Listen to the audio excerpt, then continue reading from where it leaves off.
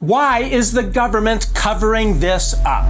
Last week, former Airman Jake Barber revealed in an exclusive interview with Ross Coulthart on News Nation that he worked under non-official cover as part of an elite team of special operators tasked with recovering crashed military aircraft and UFOs for the government.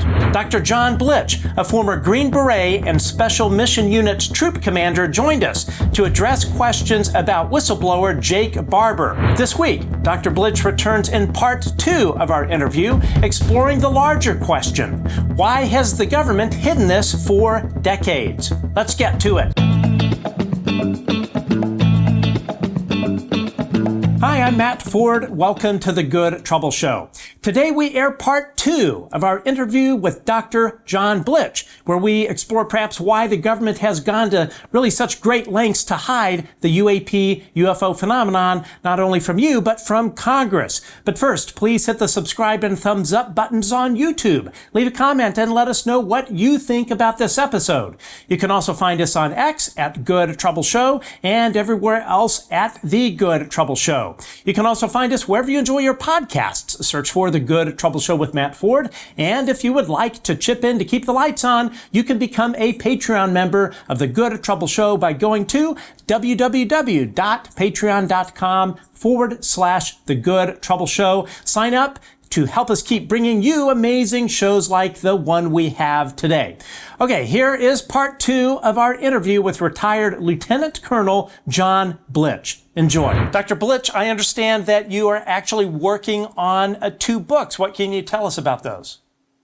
So the first book is, the title is called The Killer Rescue Robot Knot, and the word killer is lined through. And it's the case for robot-assisted rescue in the modern world. And that is about my journey through graduate school after I left sort of the action world and became a former action guy, right? On your taxpayer dollars at the College School of Mines. So it was my journey into robotics and sort of diverting from the classic military killer robot world into rescue robotics. And that's what that first book is about. I ended up having to split it into 2 books because there was so much to it. And my editors and the folks that were coaching me really said I'd bitten off too much to chew. So the second one picks up after I had turned over my robots to Sergeant First Class Dave Platt, another phenomenal hero, and I turned over my robots to him at the World Trade Center. That's the second book. But yeah, that's the first one, and the other one has to do with the UAP subject, specifically the abduction phenomenon. It's called the Abduction Amnesty Knot, K-N-O-T. The word knot in both of those is an attempt to try to capture very complex problems. Like, knots can be very complex and they can be very difficult to untie. And you can use them to take a life with a noose or rescue a knife with a bowline, right? Of all the knots out there, the bowline is unquestionably the knot that has been used to save more lives than anybody else because it doesn't slip and compress on your chest, right, as you lift somebody up off the cliff or into a helicopter, whatever it has to be. So that's what they both are. The second one, I think I've already made the case for during this interview, but it's basically that government's got to come clean. They haven't been able to protect us, and that's why this is all a secret. And once they do come clean, then I'm willing to forgive you. I'm willing to grant you amnesty, but you got to come clean and admit that you weren't able to do what you were supposed to be able to do. So that's the gist of it. So let's talk about Jake Barber's claims as far as what happened to him, what he observed, the physical injuries that he and his teammates were subjected to during this kind of thing. What about all of that, or what about his story do you find the most disturbing? Oh, well, this gets right back to this whole corrosive leadership aspect of things where you hang your guys out to dry, you separate them so that they can't commiserate. You know, one of the most important aspects, now I'm getting into the cog neuro side of things, right? Sure. One of the most important aspects of resilience is cohesion, right? And so when the Air Force separates these guys, when AFOSI separates people and harasses them or exposes them to what seems pretty clear to me to be a radiological issue. And again, I defer to the big brains, the Gary Nolans of the world. And his point was spot on, I think, from a scientific basis. You have 4 guys who are suffering this, right? It's not one guy that got too close to a directed energy source or whatever, right? That's a little bit too easy to dismiss, in terms of quantum assessment, right? Or in terms of probabilities, right? So that is detestable to me that somebody let them carry that thing and set it up. There are procedures. Now, what Jake tried to say was that his higher headquarters or whatever levels of that, he was a civilian at that time, that company, that they must not have known. I'm not as willing to let them off the hook. Again, as a 5-time commander, hey, you're the captain of the ship. It's your responsibility to ensure your troops are safe. And so there's all sorts of ways with robots to go put a detector on that thing and set it around that before you send the humans in. And for them to do that, I mean, the technology, it's laughable how cheap that is, relatively speaking. So I hold his chain of command accountable for his injuries.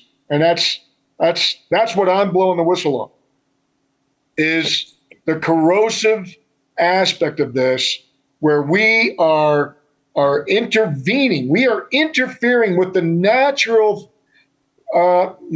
development of a cohesive unit. And Admiral Gallaudet is another example of good leadership, because Yes. he's calling that out, right? And so I want to jump on his bandwagon. I think the world of him and his courage for him putting his career at risk with his testimony. So, that's the guy. That's the kind of guy we need as leaders in today's environment. Not this cover your butt, interrogate them, separate them, get the most out of them, and bring them out to dry. That's I find that abhorrent. And whatever little piece of leadership training I've had. Yeah, it and I've said it many times on this program. It just boggles my mind that the Department of Defense or the intelligence community or anyone for that matter would throw American veterans under the bus. Let's take anomalous health injuries. I'm good friends with Olivia Troy, who worked for Mike Pence. She is a victim of, she was targeted by, what people refer to as Havana syndrome, or, we call now anomalous health injuries. And for during this entire past administration, they said, no, there's nothing to see here. I believe it was the CIA put out a report, or perhaps ODNI, that said, there's nothing going on here.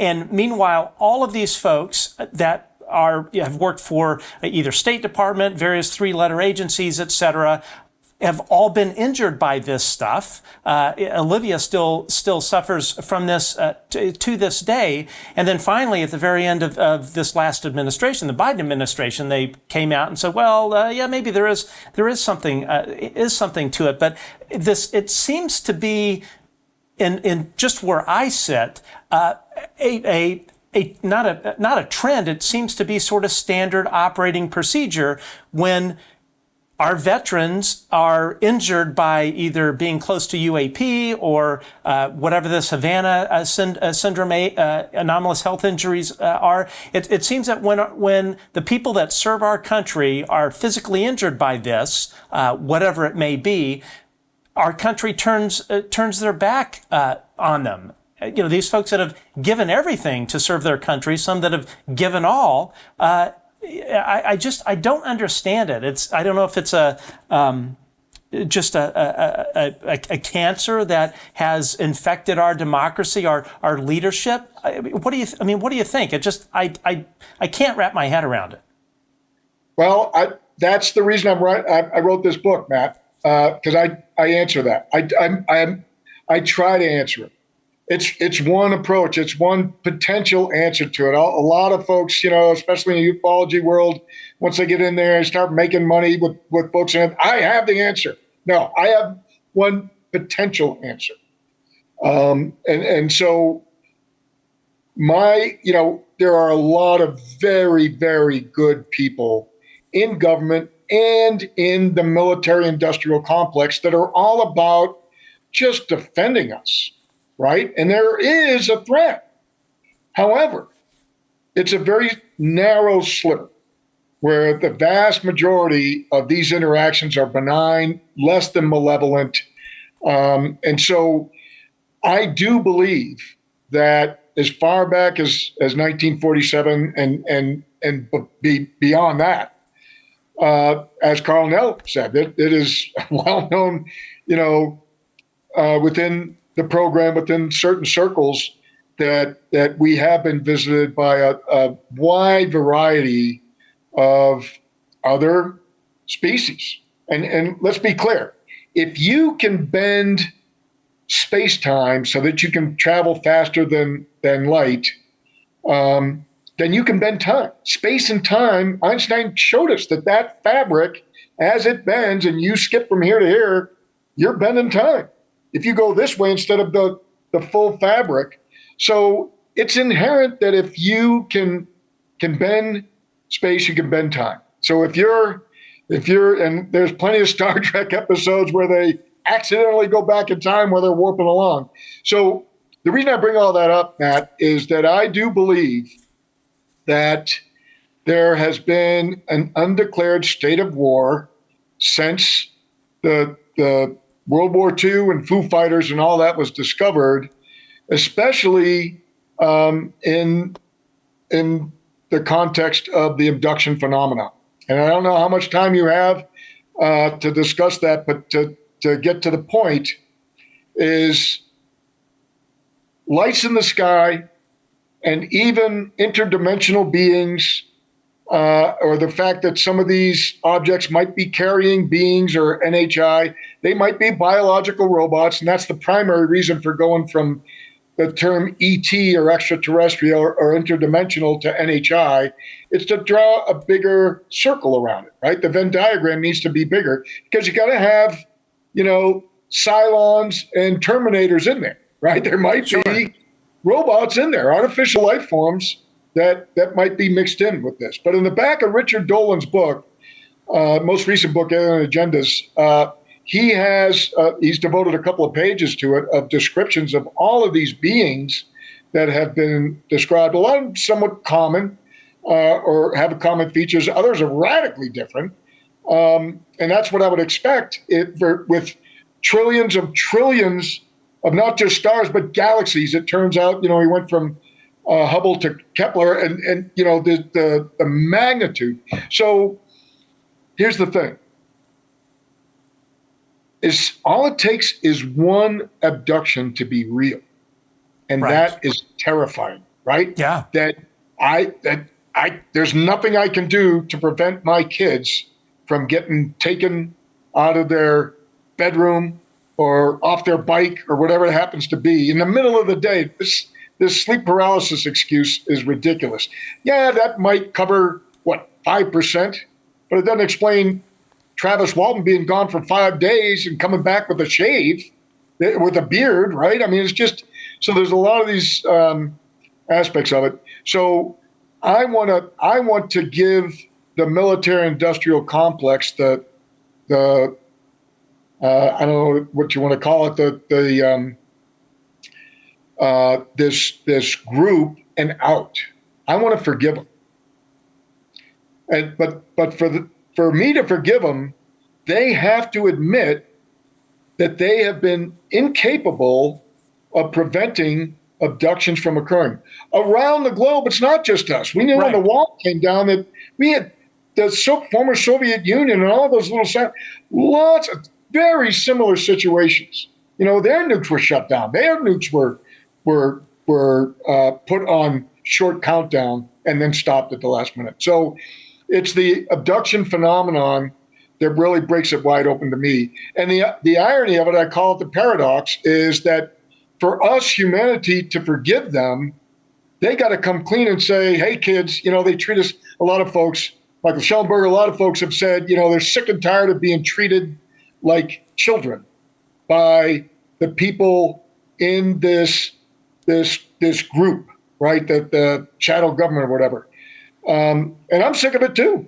You know, it feels like now we are like the renegade teenagers. Thanks to the internet, we now have access to a lot of stuff. Sure. And we're not, you know, you gotta come clean. People do get raped in college, right? People do get murdered. We've been protecting you. There's nothing there. There's nothing to worry about. And 90%, 99% of people go away to college or go to their first job or move across the country and get married, and they're fine. But that 1% of rape victims, of abduction victims, you got to address it. And so you don't send the USS Enterprise out without photon torpedoes and phasers, right? I mean, that's ridiculous. So that's what I think. And hopefully that will help you make sense of it, that good people, good, you know, morally straight people, you know, Eagle Scouts like me that you know, took all those oaths. They stayed good people. And then when they were exposed to this notion that, oh crap, we're being kidnapped, we're getting yanked, we're lab rats. And then you feel justified that, okay, sorry, taxpayer, we got to charge you $3,000 for a toilet seat on a C-17, right? And that's how this stuff gets funded. Right. And so now you start to realize, you know what? If I was in that same position and I was given irrefutable proof of abductions while they're occurring with video or body parts from human beings that, you know, after a firefight that were collected up and put someplace, that sounds pretty horrific to me. And so maybe these treating these people to keep this secret, even whacking some folks, I could see where people might rationalize that as collateral damage with this sort of intergalactic war that we've declared on anything flying up there, which is ridiculous. It's a bad way to go, and we can talk about that some other time. But that's my take, and I'm hoping that helps you resolve it a little bit, that good people can do bad things with that rationalization, that the needs of the many outweigh the needs of the few. So the one or two people that you treat badly, collateral damage. And that is something that I wanted to touch on, because, you know, you mentioned earlier talking about, for instance, David Grush having his life threatened. I believe you mentioned that that Jake and the other folks that were, you know, that came to meet you on your boat, that you know, they were concerned that perhaps you were the military-industrial complex there to take them out. What is there a difference between, in your mind, and I know all of this is sort of conjecture, is there a difference in what may be the motivations of folks involved in the Deep Legacy crash retrieval program in terms of contractors, be it theoretically Northrop Grumman or Lockheed Martin? what would be their incentive to threaten the lives of these former special operators if you were in their shoes? Sure. Well, a lot of this boils down to the compartmentation, right? The big secret is the abduction phenomenon, right? And if you're not read into that, if you haven't been given evidence of that, and you're just told that this person is a traitor, and here's this dossier to support that, here's their oath, and they violated that oath, take them out. I could see where somebody could be justified. Imagine that if you don't, I'm gonna rewind back to the My Lai massacre in Vietnam. I was just following orders, Lieutenant Kelly. I was just following orders. He was recently released, by the way, last few years. Anyway, I can easily understand that, and that's why this corrosive compartmentation is such a problem. Is you could carry out a horribly immoral act thinking that you're morally justified because of this compartmentation. And so that's why I am still a strong champion for disclosure, but I'm also willing to grant amnesty if they just come clean. And this is the problem. This is why it's so difficult, is you have to admit, as a senior Department of Defense official, or even a scientist working on the weapons that we're going to use to protect our own, global citizens, our fellow humans from being taken, that you failed. You haven't been able to do it. Travis Welling got taken. Kids got taken. Linda Napolitano got taken out of her, 13-story apartment in downtown New York City. I mean, so these are horrific things to have to admit. You have to admit failure. And again, that's a lack of leadership. A good leadership pulls. They are willing to be vulnerable and say, you know what, guys? I screwed up. I made a mistake. I should have been better. I wasn't up to it. Suck it up and drive on. That sort of thing. And so that's why I keep claiming it's an issue of corrosive leadership, especially when, you're having these people commit these heinous acts without understanding the background behind it. So it is completely reasonable to assume that either whoever, be it security contractors or folks in the government, in order to protect this secret, to protect this program, it is not out in left field that they would resort to kinetic options. No, I think we're all brought up again, as I point to that military leadership over there. There are a lot of military decisions where collateral damage was rationalized. And so I believe the folks that ordered the hit on Dave and Lou and others, consider them collateral damage. So if I heard you correctly, you were saying that Lou, Dave, and others were on a kill list. I find no inconsistency with that claim. And I can imagine in trying to put myself compassionately in my fellow military people, now retired military people in the military industrial complex, or in this cabal, if you will. I know that term's been used a lot. I want to be compassionate towards the cabal as well, And there's a Christian background, with JC saying, "Hey, look, forgive them, God. They don't know what they're doing," right, or to that effect. Sure. And so I want to feel for them and give them an out if they would just come clean that this is why we were doing it. This is why we are reverse engineering this stuff. This is why we're even shooting these things down, because we got to grab the weapons so that we can defend ourselves.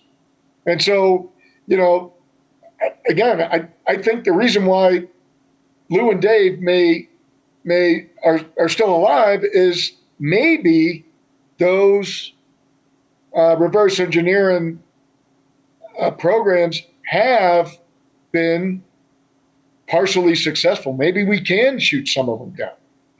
The question now is, okay, what about identifying friend or foe? Who's the bad guys? Right. That are abducting people. And how do we do that? I don't know. Now, neuroscientifically, it is the thing.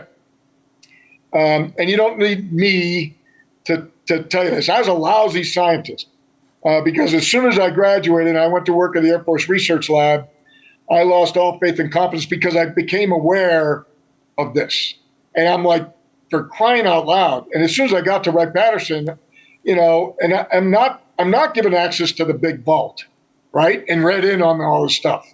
I'm shoved in a corner. In fact, I talk about this in the book. I was encouraged to work from home. This is long. This 3 years, no, 5 years before COVID. Yeah, why don't you stay at home? Wow. Just come on base every now and then. And maybe it was because I don't know this, but so there's lots more to that story to unpack. But that's my underlying premise under which I am willing to forgive the folks in this cabal, but they got to come clean. Yeah, no, absolutely.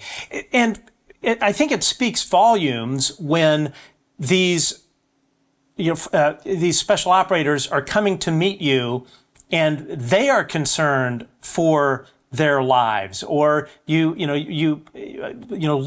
or Dave are concerned for their lives, and these aren't like civilians or someone that lacks counterintelligence training or whatnot.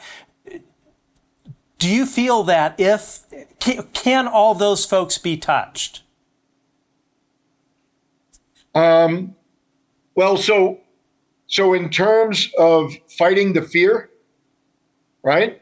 Here's the thing, and I would tell this to anybody who's coming after me. Number one, use the Jason Bourne thing. Well, look at what they do to us. Who's coming after you, right? When do you lose your utility? Look, it only takes 2 pounds of finger pressure to pull a trigger, right? I mean, I could be 85 years old and freaking whack somebody, So who's coming after you down the line? And here's the thing: if you threaten me or my kids, and you tell me that I gotta stop doing what I'm doing, or you're gonna kill my kids, dude, that is on you. You're not gonna use me to guilt me into you doing something harmful to my kids or my brothers or my sisters in arms. When you meet your maker, whatever that is, whatever concept of grand deity or just your next lifetime, whatever you believe, you're going to be accountable for that. And that's what I told them out on the boat. And I feel it seems like that might have had a positive impact. So anybody out there that is, sort of doing the hitman for money thing, and I can understand how they can justify it, but it's a justification. It's not an adequate rationale, and they're going to have to deal with that somewhere down the line. And have you heard of instances where not only the person on the program or whatever was threatened, but it was also made explicitly clear that their family would be a target as well? Oh, absolutely. Yeah, there are many on this side in the UFO literature. There's a lot of that. And you believe that would certainly be true? Yeah, but again, there's the ratio of good to bad that you hear in the media and that you see in these books. Here's the statistic, Matt, and you can look this up yourself. Anybody, I hope your readers do. Less than 1% of violent crime across the board, it's not just the United States, across global statistics, is committed by, let me see, no, it's the other way around. I had it wrong. 99% of violent crime is committed by less than 1% of the population. Right? Now, there's less than violent crime where you're just ripping people off. That ain't good either. Right? Thou shalt not, steal or, so it's not good, but it's not the violent stuff. You literally have to be a psychopath to do that type of thing. Or you have to have been brainwashed or bludgeoned into it or so wounded psychologically that you can rationalize it in your head that this person deserves to die. So that we gotta push back against the fear. The only fear is fear itself. So let's bring the discussion down here a little bit. Sure. Right? And look, the fact of the matter is Lou is still alive. You're talking to him tonight, I think, right? Right. Yeah. I talked to Dave yesterday, I think it was. Yeah, So yep, talking to him today. Right. But there are others that unfortunately got escorted into their next life a little prematurely. And whoever did that is going to have to face it somewhere down the line. Do you think that former, we'll just say former special operators that were either working for for a private contractor or still working for the government, do you think that there's any hesitancy on their part to come forward out of due to fear of the safety of their own life? Oh, sure. Yeah, I think there's plenty of that going around. Dave and Lou and others have related to me, but it's not a high percentage. It's few and far between, and it's just an unfortunate aspect of humanity's spiritual evolution that this stuff is going on. I want to talk about the private or the military and defense complex, the private contractors. Now, I had always thought that one of really the primary reasons for the level of secrecy around all of this was the entire legacy crash retrieval and reverse engineering program. And I always sort of imagined a good bit of corruption between like the government and these defense contractors. How much of the overall problem are these defense contractors, or that relationship, or the fact, the fact that you have leadership in the Pentagon exit out of the Pentagon and then go right into working for Northrop Grumman? How much of that aspect of that is it greed? Is it Northrop Grumman doing some maybe not so good things to make sure that they have the advantage in terms of the CR program? Any thoughts on that? Yeah, again, I just want to emphasize that even though when I left, I took a vice president position at SAIC, and they're rumored to be, part of the cabal, and they've since split, and now part of them are lighthouse or whatever. Look, the vast majority of people in those positions are good, morally straight folks. And sure, part of free market enterprise is competition, right? This is part of the problem with communism. It looks good on paper, but it just doesn't work. People are naturally competitive. And so the notion of being an entrepreneur, and I've got no issues with that at all. But again, when it gets to the point of using lethal action or deplorable activity against other human beings, other American citizens, under the guise of defending America, well, then what are we doing? Are we rotting more on the inside to protecting us? So you can rot from the inside as well. And that's why the oath says foreign or domestic. All enemies, foreign or domestic, right? And so, but here's the thing, those folks are keeping us technologically advanced against other potential adversaries. But here's another, conundrum that I wonder as we zoom out, right, into sort of this galactic society. At what point, well, let me ask you this. if Minnesota had nuclear weapons, right? And I don't know, let's not assign a specific state. If a red state had nuclear weapons and a blue state had nuclear weapons, are we going to start a nuclear war inside the United States? Yeah. And are we going to nuke each other?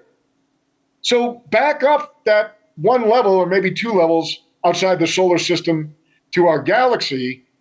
Are we going to let that happen? I mean, at some point, the red states and the blue states got to start being friendly to each other. And so I go back to Reagan's famous speech with Gorbachev, right? Wouldn't our differences look so trivial if we took a step back from, sort of a galactic point of view? So at some point in our human evolution, we're going to have to make friends with China and Russia and whoever the enemy, the tour de jour is. And look at the last 20 years of American warfare, who our allies were. Germany, Japan, Poland, right? And so it's just such a shifting, setup here that we've got to kind of tamper it all down. And so this, again, part of the rationale for my book is there's an opportunity here to use this issue to unify everybody, not just red states, blue states here in our country, but everybody. And so if we come clean with this notion that some of them out there are kidnapping us and treating us like lab rats, that has the potential to unify us and start getting us to play nice as kids in the playground, this same little blue marble we call Earth. That has that potential. And so I really want to inspire with this book to get this military industrial complex. And let's be clear, it's not one country's military industrial complex. We got folks making weapons on both sides. You see it all the time. Sure. Right? And so there's an opportunity here to do that. And the longer we trickle this and the longer we keep the core of this secret, the abduction phenomenon at the core, the longer we continue this infighting among humans. And it's a silly thing. And you feel certain that it is the abduction phenomenon. It's not the fact that we're reverse engineering this stuff and knocking UAP out of the skies. In your opinion, it is the abduction part that is literally the third rail, the reason that they have kept this so incredibly locked down. Yes, but to elaborate a little bit, it's the reason why you can get high-level scientists and morally straight, good American military folks, government officials to do this, to carry this malevolent streak into suppressing truth. That's because money alone doesn't do it. Money can buy you a lot. Right. But on your deathbed, the reason why you're going to keep it a secret is it's for the benefit of humanity. We have to shoot these things down, and we have to reverse engineer the technology so that we can defend ourselves, because they're way more advanced than us. That's the only way we can. That's the only way we're going to do it. That's not the only way we're going to. That's not the only way to do it. Another aspect that I propose in the book is to, we need to get the DOD from being in charge of this thing. I'm very excited that a disclosure pro individual like Marco Rubio may end up as Secretary of State, because we need to start this negotiation process. We got to quit shooting down. One of the best, most heartwarming things I heard at the Seoul conference that Gary and Peter Skafish and all those guys put together, phenomenal, that you and I linked up briefly before I had to leave. But Ryan's most important statement that I think I've ever heard from him, and another true American hero, just like David Fravor, Alex Dietrich, all of them, risking their entire careers with this type of thing and post-careers, is he said the reason why he uses the word threat is not because that the UAPs are threatening us. They're so advanced, it's because our reaction to them is a threat, right? And he said, it's never a good idea to shoot down something that you don't know what it is, right? Yeah. But the key that, and he told me this at lunch during a break, was that we're the threat, the way we react to them. So if you have two F-18s that run into other F-18s, kind of like atoms inside of a nuclear core, and now you start this cascade of, of collisions, it's the way that we react to them that's the threat. And we've got to settle that down and sort of, calm this whole thing down and come together in unity with what we're doing. And so I do believe that we do now have, and that's why some of this is allowed to trickle, right? That's not, we're still probably trying to squash some elements that haven't gotten a word. Again, this is part of this compartmentation. There's always that percent that didn't get the word, within the organization. Hey, we're having a birthday party for Joe this week, right? Right. And, wow, I love Joe. How come I didn't get the, So somebody didn't get the word that we're not whacking people anymore, right? Hey, we're not suppressing, we're not tampering with emails anymore. Guys, knock it off, right? And so we're in that, thaw, the trickle thaw that Carnell, kind of has mentioned, another great American patriot and hero in this world. I happen to disagree at the speed. I want it now. I want a Boston Tea Party. Let's, come clean. Yeah, we couldn't protect all you guys. Sorry. It wasn't us. It was them. We couldn't defend it, Bob. Sergeant Major Robert O'Dean, I went to him in 2008. Okay. And I confronted him at a ufology conference. And who is this, by the way? Sergeant Major Robert O'Dean. Okay. Who was got famous for talking about this assessment report that he read while he was on staff duty at SHAPE headquarters back in the 60s. He was falling asleep, this full colonel who was, in charge of all military activity in Europe at the time, so that the four-star general could sleep all night. This guy's got to stay up all night, and the sergeant major had to stay up all night. They were the 911 guys if there was an emergency, and they would determine whether or not, well, do we wake up the four-star, or maybe this is only a two-star problem, right? And so they're falling asleep. It's boring duty. You really would rather pull that. I pulled that several times, of course. You'd rather pull it on a weekend because at least you get somebody, that was drunk and got a DUI. You get to go down and bail him out of jail or call his commander to go get him, whatever. So he was bored as hell one night, and the colonel went into this triple lock safe, pulled out this report, slapped it in front of him, and said, "Here you go, Sergeant Major. Maybe that'll keep you awake for a little while." Because he was falling asleep at his desk after, a whole pot of coffee or whatever. And it was this summation of, our relationship with a variety of species over decades, or not decades, centuries, millennia. Anyway, he became a very well-respected ufologist, and he had been pushing for disclosure. His son was a F-18 pilot. I'd really like to talk to him. Mm-hmm. He was a naval aviator. Anyway, so I went to him with this heavy heart that I had heard about these military abductions. And I asked him flat out, Sergeant Major, I told him a little bit of my background. And I asked him point blank, is our military involved in any of this? So what I told him is I was really worried about it.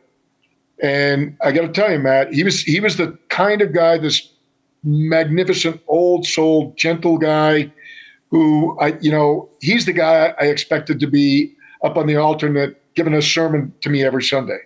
He was that kind of powerful, presence. And he looked at the floor, which I was not expecting, because he's always a straight shooter, always looking you straight in the eye. And then he looked up at me and he stared at me straight in the eye and he said, "Yes, but you got to understand, we had no choice. They were going to do it anyway." And so they allowed us to be observers just to make sure that their claim that they never permanently harmed anybody, they would have to do, some uncomfortable procedures, just like my Labrador Retriever had done at the vet, right? Vets have to cause some pain in order to see where the problem is, because they can't speak to the dogs, right? We haven't developed a telepathic capacity yet, despite the science supporting, peer-reviewed science that says telepathy is real. I mean, that's nothing new. I think Ross mentioned that. Any case, he said, yeah, but it was spot checking, and we're partial observers. We are not the ones doing the procedures. I just can't get my head around that. Here you have these guys and gals signing up to sacrifice their lives in defense of this country. No, I have a hard time with that. But it is defensible if we need to at least align ourselves with some of these folks so that they help us protect us against the other bad guys. Right. Right. And so having the Department of State involved in this, starting to get involved, to at least start to sort out, hey, we may want to negotiate with this country. We may not want to align ourselves with these guys. They're not along our values, right? And so I'm really optimistic for the future that hopefully the Department of State will at least get involved, if not take over the whole thing. Because and it's not me, don't listen to me, listen to Haim Ashed and all these other folks that have claimed that we are on the verge of being dragged, kicking and screaming, into a galactic society. I mean, there are a lot of much smarter people than me that are making these claims. And again, that's where the dots lead to. The data leads us in that direction. It's the only thing that connects all the dots that I have. Now, one of the things that I had been told very early on was the targeting of individuals to protect the Deep Legacy program that wasn't done primarily by or at all by JSOC, but it was rather farmed out to the security contractors working for the defense, the defense aerospace companies. If that is true, is it done so that there's a kind of a level of separation between the government and a security contractor maybe doing some bad things? Are they essentially using the contractor, if let's say that CIA, Office of Global Access, or whoever is ordering these things to happen, would they potentially then use a defense contractor's security outfit as kind of a cutout? Yeah, I'm way out of my lane on that, Matt. I was only at SAIC for 6 months, and then I had to take a leave of absence when I went back to work for DARPA as a GS-15 as a civilian, and then when I got back from Afghanistan, I resigned my position with them, and so I was never privy to any of that from SAIC. I do have friends and former, colleagues and teammates who did leave special ops and went into security firms. But I have strong feelings that these are morally ascended people with strong values, and I have a hard time thinking that they are the hitmen, doing this kind of thing. So I just don't have any knowledge. I will say that in terms of, high value targets and getting rid of, quote, evil people. This 1% of psychologically damaged people. I want to be compassionate to them. I'd much rather use a Star Trek phaser, right? That's where Star Trek gets rid of all these moral dilemmas. You just set them on stun, right?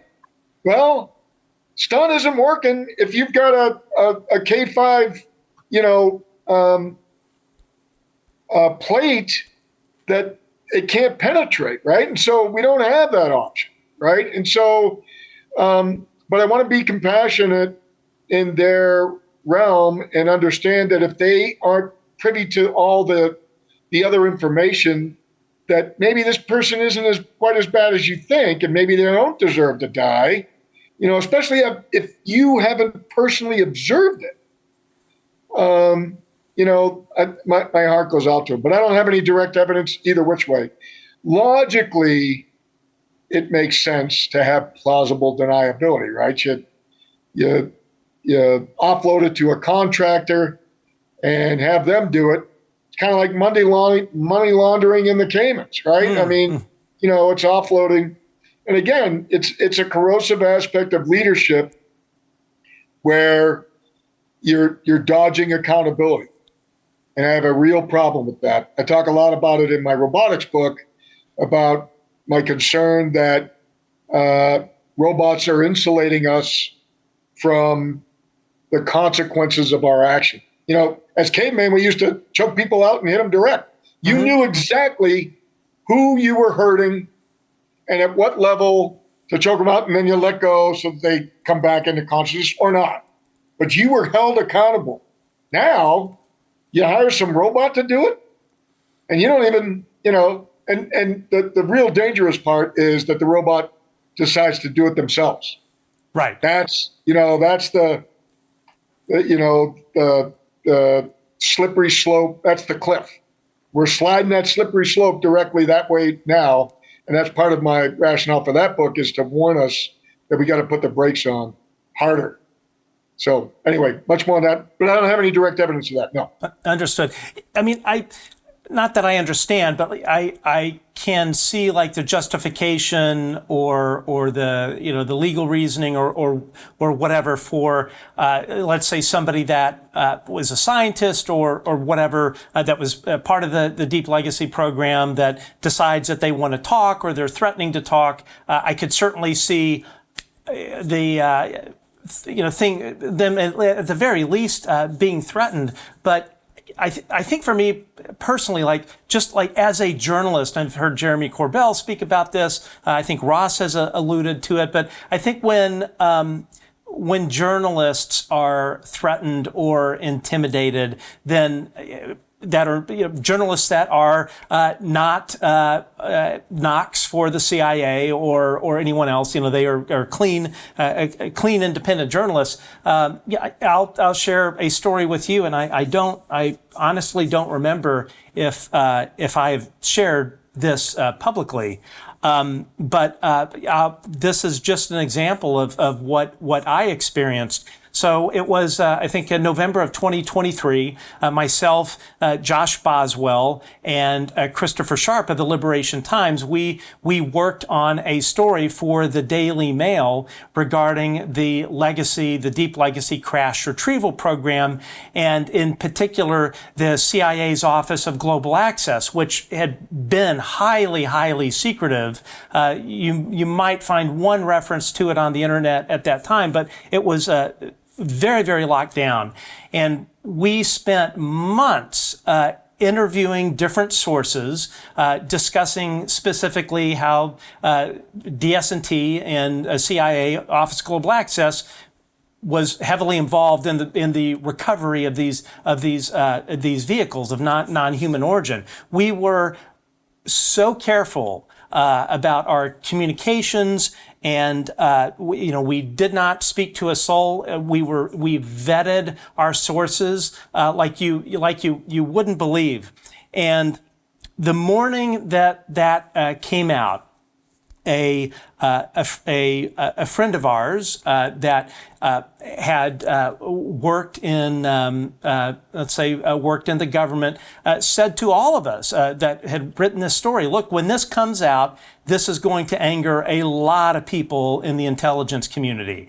And from this point forward, even if you're in a hotel room by yourself, the names of your sources must never, ever, ever leave your lips again, because CIA and DOD, they are going to want to know how you found out what you found out. And we found out later, actually, that it was a firestorm in the CIA when we outed the Office of Global Access. So anyway, that the story goes live on the Daily Mail. I think it's 7 a.m. Pacific time. And I aired a pre-recorded interview that I shot where we basically interviewed ourselves, Josh, myself, and Christopher Sharp. That morning, I fly to Las Vegas to do to work on a project. And, so I land about 11 o'clock. So the story's only been live for just a few hours. And so I check into the hotel. I'm staying at the Waldorf Astoria on the Strip. 5-star hotel. I wasn't paying for it.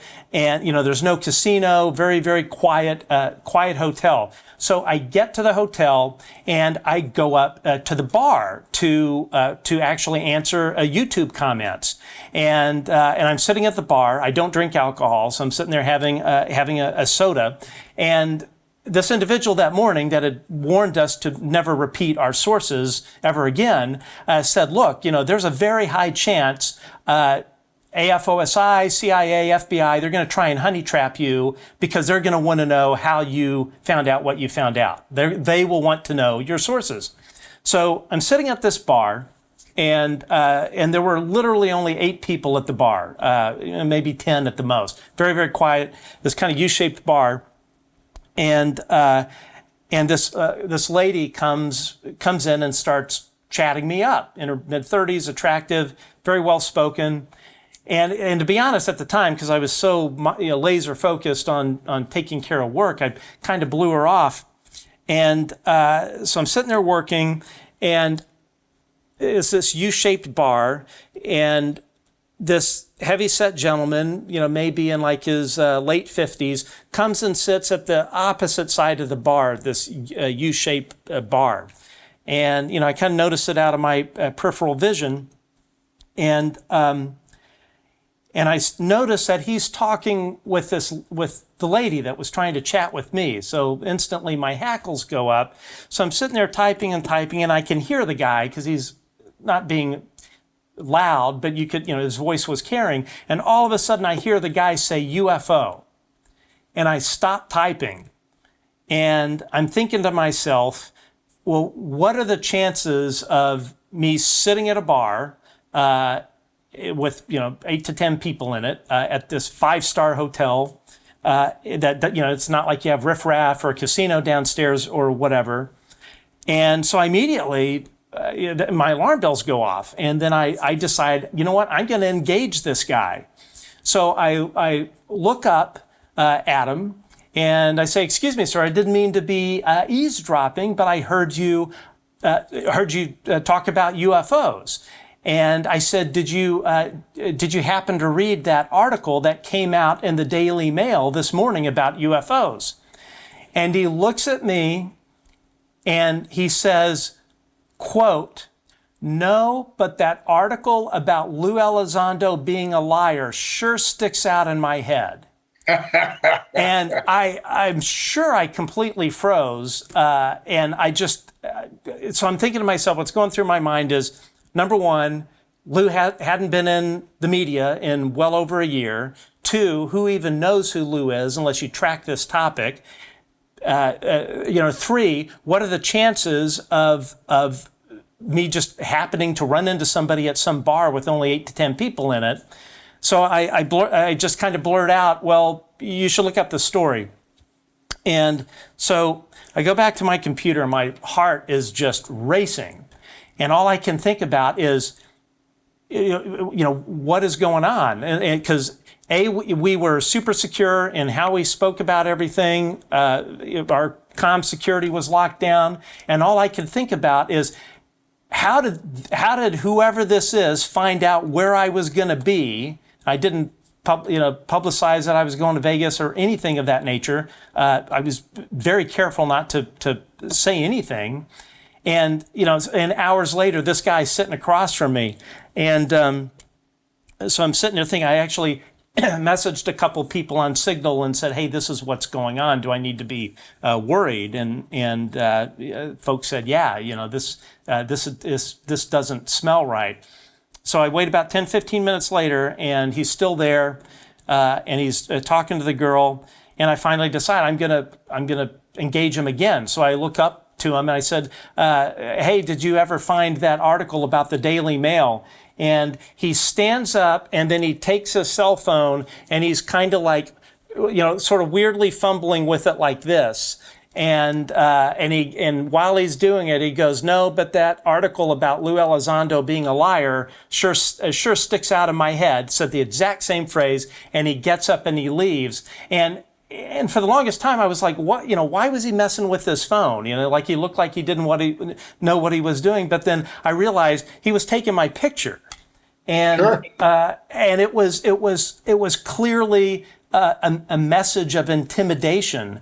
But the thing that was so frightening about it is, there's no way like a private investigator or somebody else could have known what we were doing and tracked me to Vegas and followed me to the bar. I mean, it was, and to be honest, it really made me mad, and at the same time, sure. it made me sad that that kind of thing goes on. And to this day, luckily nothing has ever occurred since then that I'm aware of, and I'm very, very careful. But it goes to show you that I think that there are some bad actors out there. And I was in Vegas, I think, for like a week and a half, 2 weeks. And I have to tell you, everywhere I went, I was constantly looking behind my back. I never saw the guy again, but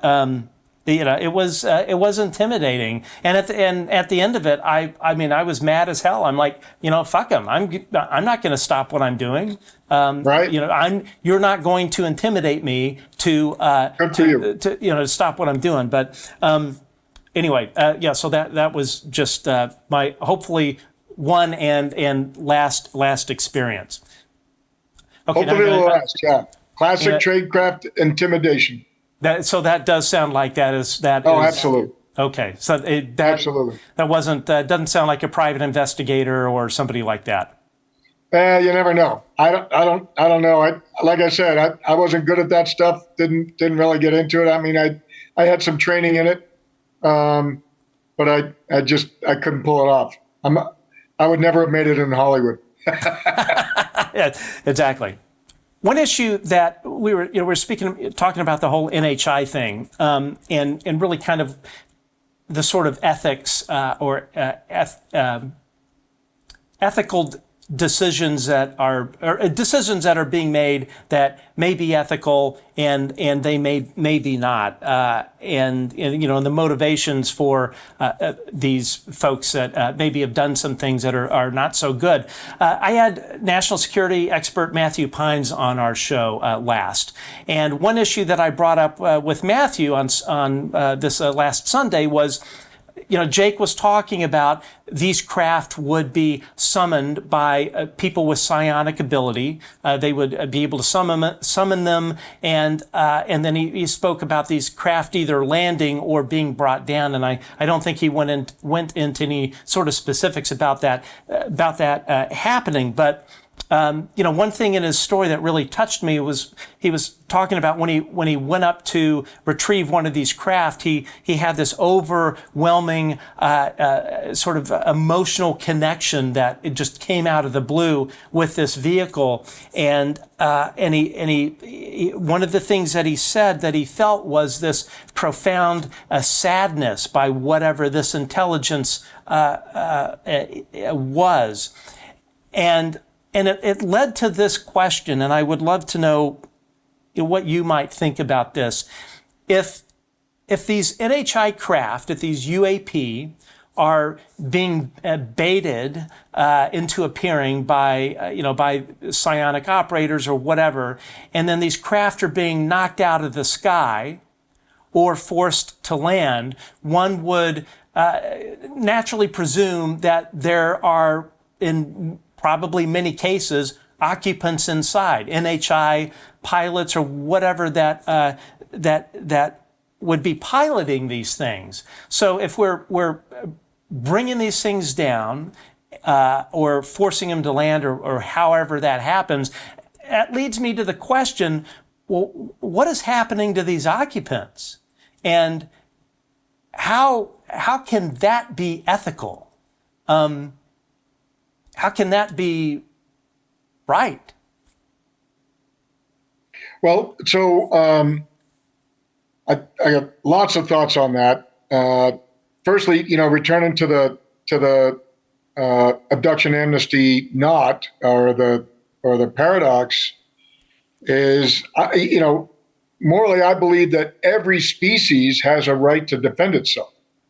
And so if we're going in to, grab a polar bear cub from the mom, that polar bear has every right to slice up one side down the other and chew us to pieces.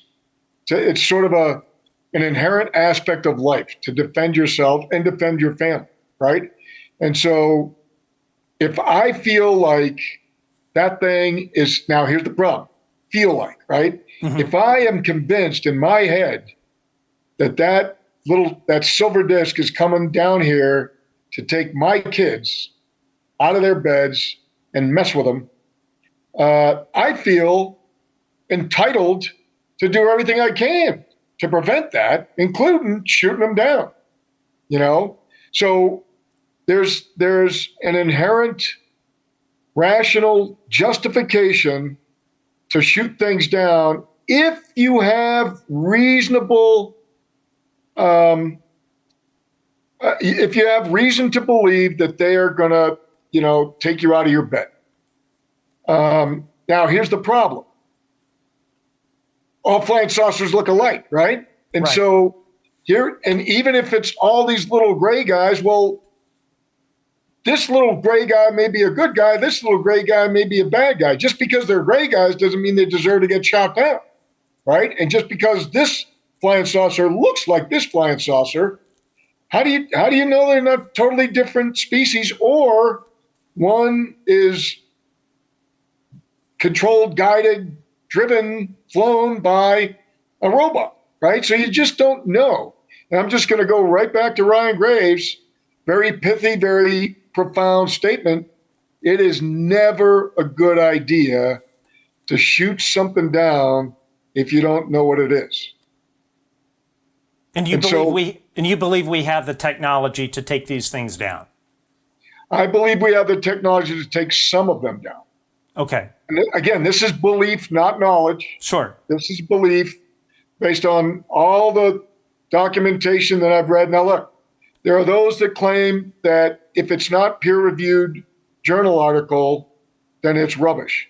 I don't agree with that. Yeah. What I told my cadets is, look, if you want me to give you credit on an exam question that you don't believe was right or that had an alternate answer, I'm not going to give you those points back unless you come to me with 3 peer-reviewed journal articles to refute that statement. And I did that several times. And several cadets, they did more research and more effort trying to answer that one question than they did through the rest of the course. But it was worthwhile because I'm teaching them the scientific method, right? But that doesn't mean that a bunch of books that aren't peer-reviewed journal articles are worthless. It's still evidence. Sure. There is still evidence in there. It's not strong evidence. It's on the A1 scale versus the F6 scale. It's kind of probably down near the bottom. But it is evidence. Stories are evidence. Look, every scientific experiment you do is a story, about what you saw on these devices and so forth. So it's your interpretation of those devices, that radar data, that, becomes the evidence. So, when you get back to this morality thing, it's this compartmentation that is a real problem. If our government knows who's the good guys and who's the bad guys, or folks with psionic ability or telepathic ability knows who's good and who's bad, maybe we should be tapping into that and figure out how to deal with that. But shooting everything down by default, I talk about, and some other presentations I've given about bees, right? Gary Nolan loves to use the little ants or the angry monkeys, and I love them. And it's brilliant the way he brings that out. The reason I use bees is that our planet, our food source depend on bees to cross-pollinate. And many crops are highly dependent upon that. So we need these bees with stingers that can kill us to help feed us.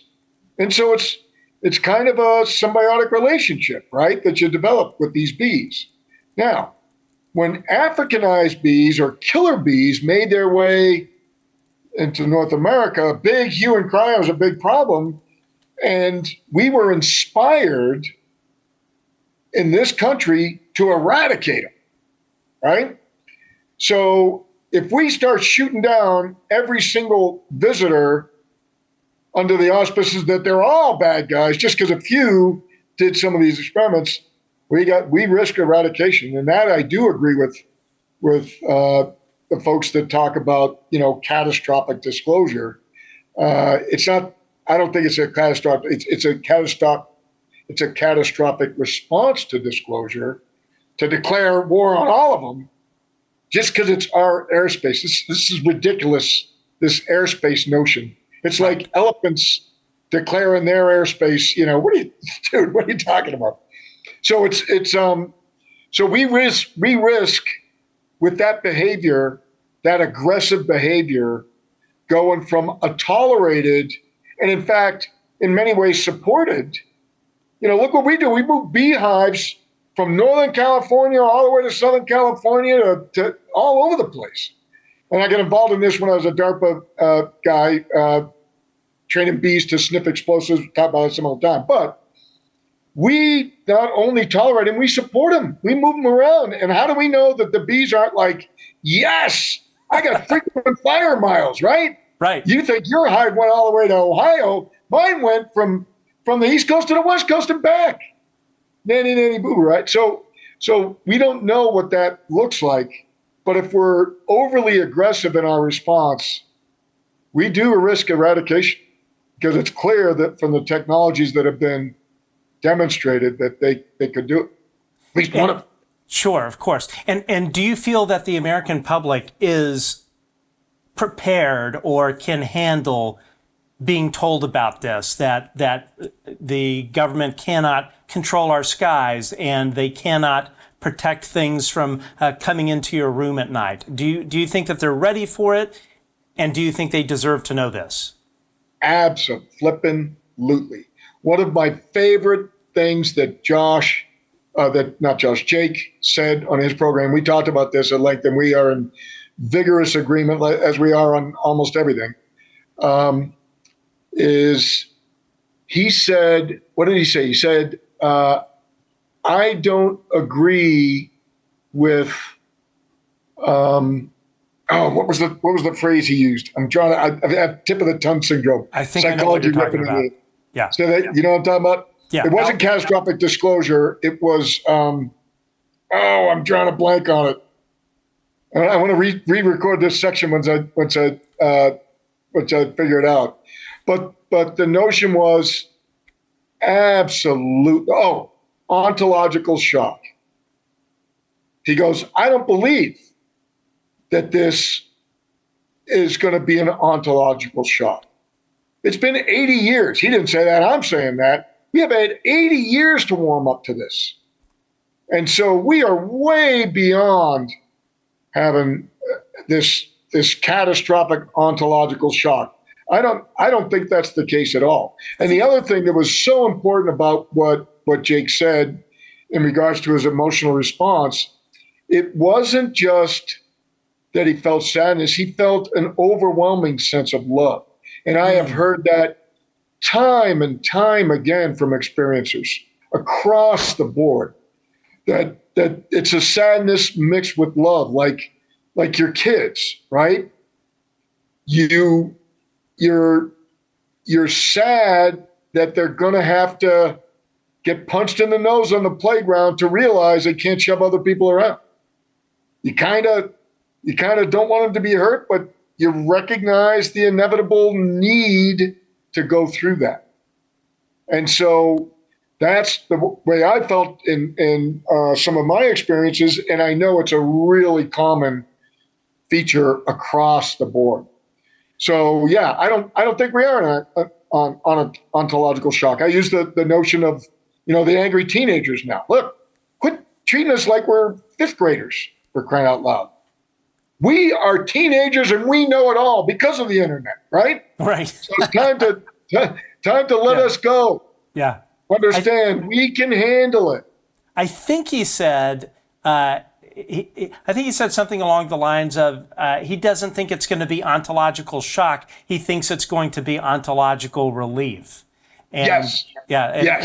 I love that. And and speaking about speaking of whether folks are ready for this, I want to read you a tweet post on X that really addressed it, because when Ross's story came out and they touched on the psi thing, I was like, you know what, we shouldn't be talking about that. I've often operated from the place of, let's just focus on the nuts and bolts. We can't talk about abductions, any of that kind of stuff.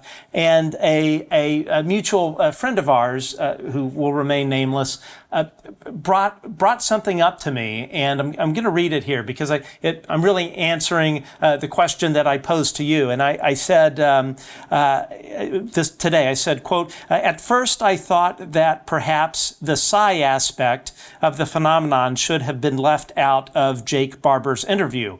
I thought people were not ready for it, and it needed to be a conversation at some point far down the road, perhaps even years later." Then a friend who has worked in the government on the UFO problem said this to me, quote, "Just because people aren't ready for it doesn't mean they don't deserve it. If what Jake claims is true, which appears to be the case, and is replicable, I think he did exactly what he should have done," closed quote. And I ended the tweet by saying, and this is true, and this is how it was like a light bulb went off in my head today. I said, then it dawned on me that my thinking that aspect of the phenomenon needed to be postponed to another time is the exact same thinking the legacy program gatekeepers and administrations have used for decades to avoid confronting this problem. The very thinking I have publicly railed against, I was being hypocritical and didn't even realize it. So all this time I've been, railing on the government and the IC and the DOD for not coming out. Here I was finding myself saying to myself, you know what, people can't handle this. Let's talk about nuts and bolts, and a few years later, maybe we'll talk about abductions or all of that. And it just because people aren't ready for it doesn't mean they don't deserve it. And I closed the tweet by saying, the fact is, you can't cherry pick telling the truth. The public deserves to know it's all or nothing. Yeah, so first and foremost, Matt, be kind to yourself. This is part of this, forgiving process. So the undertitle on my book is A Path to Forgiveness in the Disclosure Age. And I mean that very sincerely. because we're all struggling with this, right? And I think that's why I'm so vigorously in agreement with Jake's point that of ontological relief. And I think I'll quote him on that. I love that. I love it. Soundbite, right? Because here's the thing, you're never ready. You're never ready as a graduate student to defend your thesis. You're never ready to defend your dissertation. They're going to hammer you, right, with questions every which way but loose. As a commander, on 5 separate occasions, I had to take into account what the intelligence analysts were telling me. And intelligence officers advise. Commanders decide. We got to go. And that if we waited until we had, a 90 to 10 ratio or even a 60 to 50 ratio, whatever it happens to be, that they would guarantee, we'd never go into a battle. Human beings would never have left the cave to take on a saber-toothed tiger, right? Sure. And so this is why the command world gets big egos. We have to be overconfident. We would never, it's like firefighters, they would never run into that building unless they were overconfident that their equipment was good enough to prevent, the helmet, the acid from dripping down onto their skull, or that they would, so there has to be an inequality, but it's a fine line. You gotta rein your ego in, but you still got to maintain enough confidence to do these super high risk things. So I could not agree more with Jake that we're never going to be ready. But the problem right now is when we have human beings, brothers from the SEALs killing from, Green Berets and back and forth, just because they're retired and they're working for different companies, this is madness, right? So we've got to fix that. And this is an opportunity to do that. This new administration has an opportunity to do that. And I hope the heck that they do. They take advantage of that to heal us rather than continuing this divide. And I'm optimistic by nature. I'm hoping that they will. But that's the key, is recognizing that we have the opportunity for ontological relief. Finally, somebody's going to come clean and said, yes. Yeah. And there's a bunch of them. And we want to join this galactic society like Haim Ashed stated, like Paul Hellyer stated. These are high-level defense ministers, and we're going to ignore them just because they're from Israel and Canada, right? I mean, for crying out loud. So that's probably, of all the things that Jake came forward with, it's conveying that deep, profound sense of love mixed with sadness at the divisive nature of us and this corrosive leadership that we're continuing to propagate instead of bringing Tim Gallaudet into this and fixing it. I mean, he served already. The guy deserves a break, but I hope he gets involved, stays involved. And then third is we got to dismiss the analysts and the intelligence guys that say, I love them. I love them like the brothers they are, the heroes they are, but I disagree with you. We are ready. Yes. We are ready now. We are ready as we need to be. We're never going to get to the 99%, so give up on it. Let's do it now before we continue to corrode.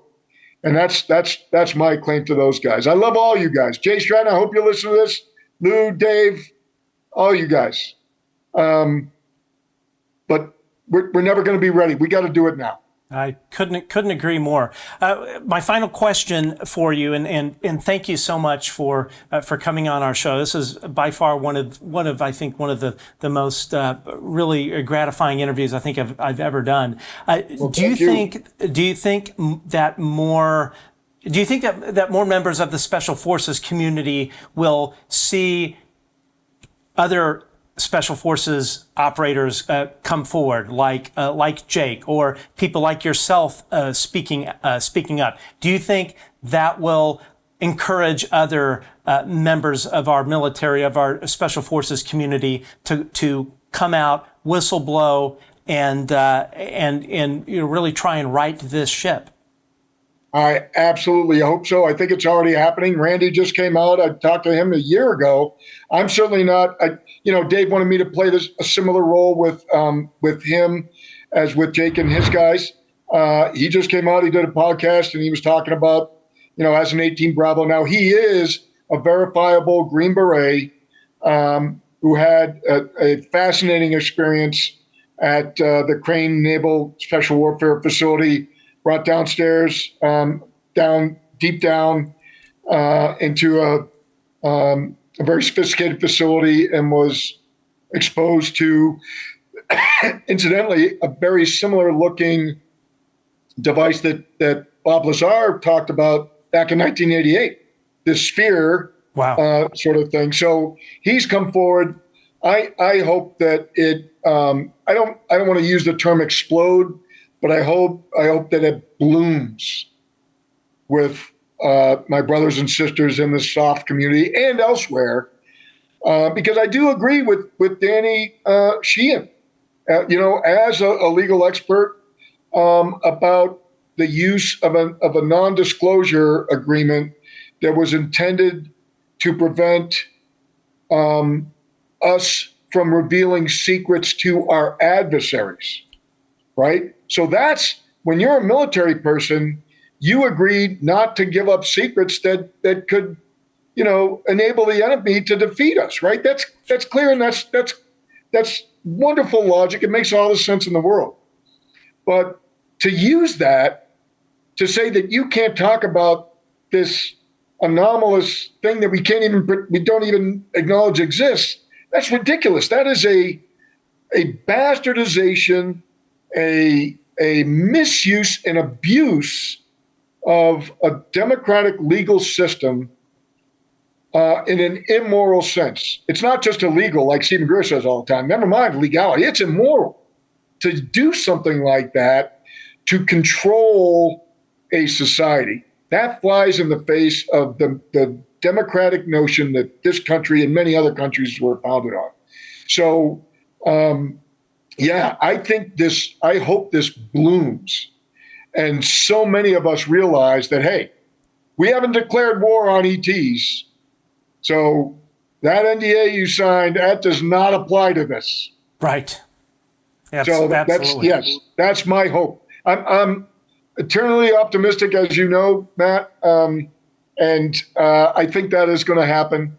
And it's going to be ontological relief, just like Jake says. Now, that doesn't mean we ought to be broadcasting to China how to defeat our weapon systems, right? I mean, that's ridiculous.